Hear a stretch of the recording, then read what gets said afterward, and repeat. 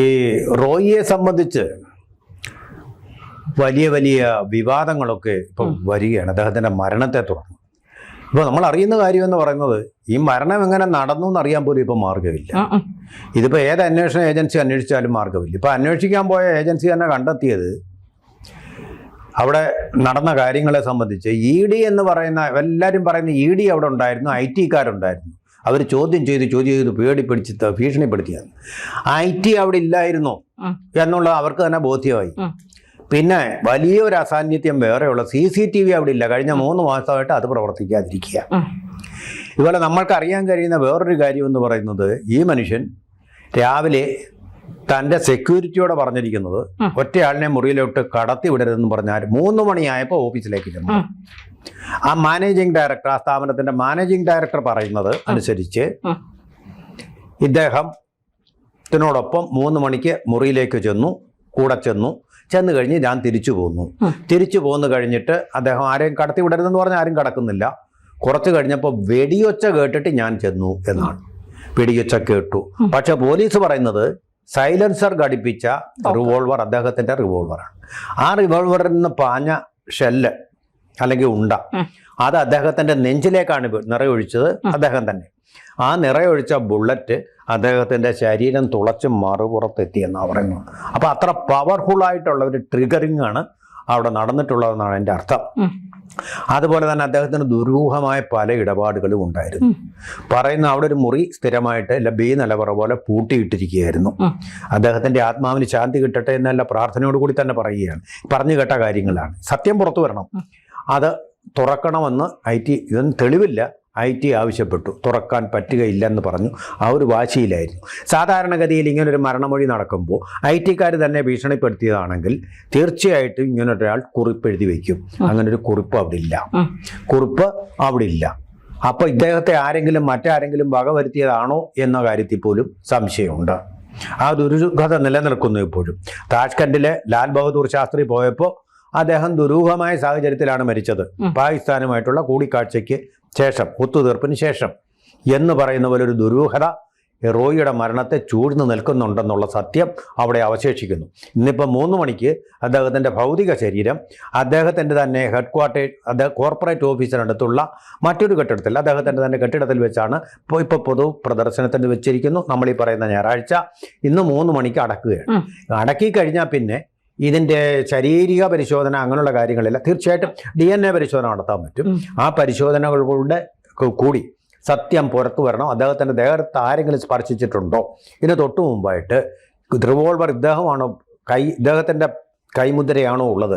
ഈ കാര്യങ്ങളെല്ലാം പരിശോധനയ്ക്ക് വിധേയമാകണം. ഇത്രയും മഹാനായിട്ടുള്ള ഒരു മനുഷ്യൻ, നമ്മുടെ നാടിന് ഇത്രയും സംഭാവന ചെയ്തിട്ടുള്ള മനുഷ്യൻ എങ്ങനെ മരിക്കാൻ ഇടയായി, എന്തുകൊണ്ട് മരിച്ചു എന്നുള്ളത് വലിയ പ്രധാനപ്പെട്ട ഒരു ചോദ്യം തന്നെയാണ്. ഇവിടെ ഈ 3 എന്ന് പറയുന്ന സംഖ്യയാണ് റോയിക്ക് ഏറ്റവും പ്രിയപ്പെട്ട സംഖ്യ എന്നാണ് പറയുന്നത്. അതായത് ഇയാളുടെ എല്ലാ 3ലാണ്. ഇയാളുടെ അച്ഛൻ, മകൻ, ഇയാളുടെ നാളൊക്കെ ഈ തൃക്കേട്ടയാണ്. അത് 3 എന്ന് പറയുമ്പോൾ 3 എന്നാണ് ഇയാൾ സങ്കല്പിക്കുന്നത്. ഇയാളുടെ കേരളത്തിലെ വണ്ടികളുടെ നമ്പർ എല്ലാം 3 എന്നാണ്. അങ്ങനെ എല്ലാം 3 ഈ റോയി തന്നെ അത് കണ്ടെത്തിയെന്നാണ് പറയുന്നത്. 3 തന്റെ ലക്കി നമ്പർ. ഈ മരിച്ചതും 3/15 ജനുവരി 30, 3. മരുന്ന സമയം 3:15, അതിലും 3. അപ്പൊ മൊത്തത്തിലൊരു 3 കളിയാണ് ഇദ്ദേഹം കടന്ന് കളിച്ചിരിക്കുന്നത്. മാത്രമല്ല ഇദ്ദേഹം മരണപ്പെട്ട് കഴിഞ്ഞപ്പോ 10 കിലോമീറ്റർ അകലെയുള്ള നാരായണ ഹോസ്പിറ്റലിലേക്കാണ് ഇദ്ദേഹത്തിന്റെ മൃതദേഹം കൊണ്ടുപോയത്. ഈ ബിൽഡിങ്ങിന്റെ ഇത് കോൺസുലേറ്റ് ബിൽഡിംഗ് ആണ്. അതായത് ഇദ്ദേഹം പിന്നെ സ്ലോവേനിയയുടെ മറ്റേ കോൺസുലർ എന്തോ ആണ്.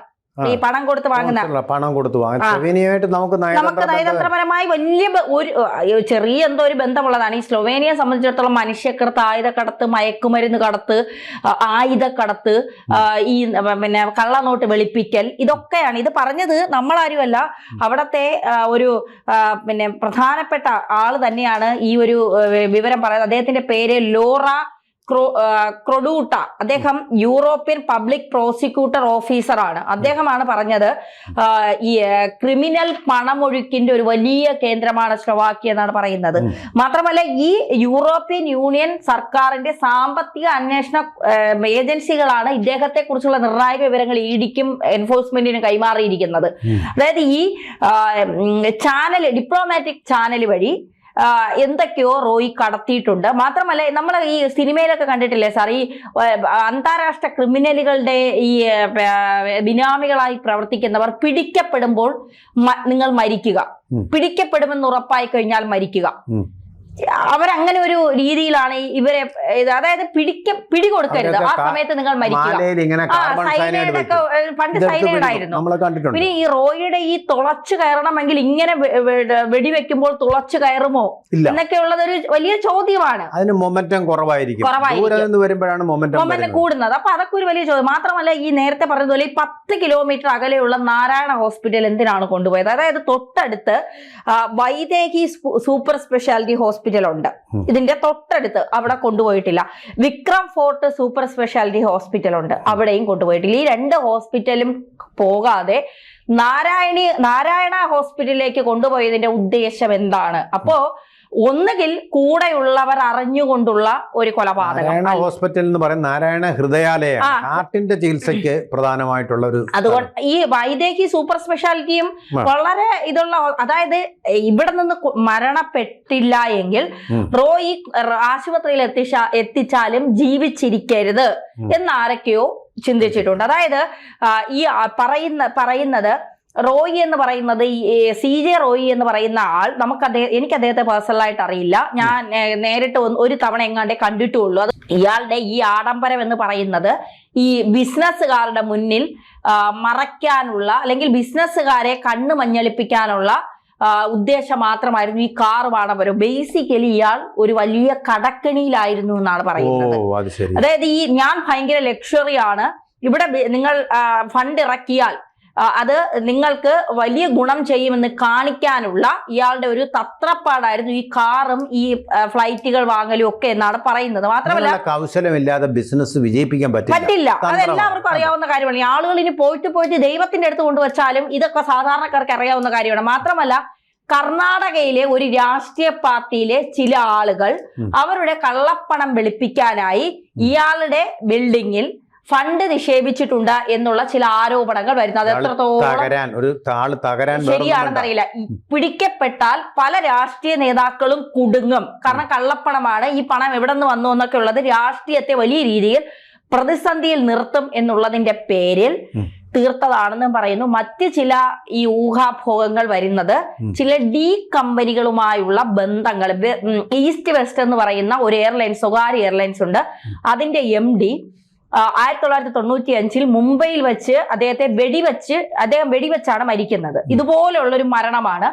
ആ മരണത്തെക്കുറിച്ച് മുംബൈ പോലീസ് അന്വേഷിച്ചപ്പോൾ ഡി കമ്പനിയുടെ ഫണ്ടാണ് ഈ ഈ എയർലൈൻസിൽ മുഴുവൻ ഉണ്ടായിരുന്നത്.